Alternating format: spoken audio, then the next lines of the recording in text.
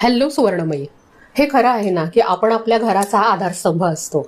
पण या आधारस्तंभाचं मन जर कमजोर झालं ना तर संपूर्ण घर डगमगायला लागतं. म्हणूनच आज सुवर्णमयीच्या ह्या भागामध्ये आपण अशा 15 खास गुणांबद्दल बोलणार आहोत, जे एका सामान्य गृहिणीला मनाने खंबीर आणि आत्मविश्वासू बनवतात. ही कथा फक्त तुमची नाहीये, ही आपली सगळ्यांची आहे. थोडा वेळ काढा आणि शांतपणे ऐका, कारण पुढे मी जे सांगणार आहेत ती सगळी लक्षणं एका खंबीर मनाच्या स्त्रीमध्ये असतात. ह्यातली किती आपल्यामध्ये आहेत आणि किती आपल्याला आणण्याची गरज आहे ह्याचा विचार आपणच करायचा आहे. पहिला गुण आहे स्वतःची ओळख जपणं.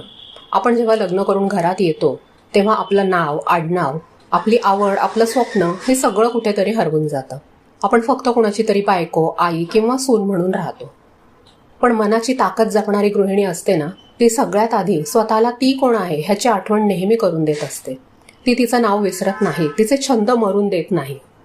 आपली ओळख फक्त कुटुंबाच्या गरजा पूर्ण करण्यापुरती आहे आणि मुलं मोठी होतात, जबाबदाऱ्या कमी होतात, तेव्हा मात्र आता मी काय करू हा प्रश्न एक एक जणींच्या मनाला पोखरून टाकतो.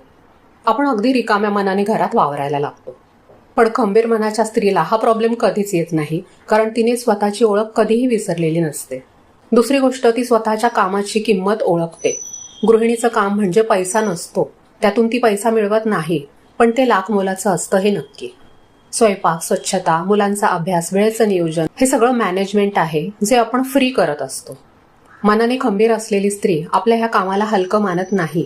उलट ती म्हणते की माझ्यामुळे माझं घर सुरळीत चालतं आणि मी हे सगळं घर माझ्या प्रेमामुळे चालवते. तिसरा गुण म्हणजे ती बाहेरच्या मान्यतेवर, इतरांच्या कौतुकावर अवलंबून नसते.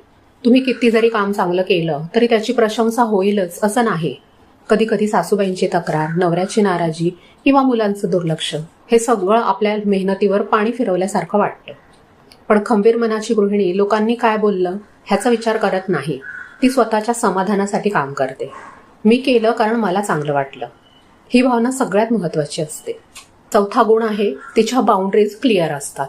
नाही हा शब्द बऱ्याच गृहिणींच्या शब्दकोशातून गायब झालेला असतो. आपण नेहमी सगळ्यांना हो म्हणतो आणि नंतर दमून जातो. आपल्या मदतीचा लोक गैरफायदा घेतात आणि आपल्या वेळेवर इतरांचा हक्क आहे असं त्यांना वाटायला लागतं.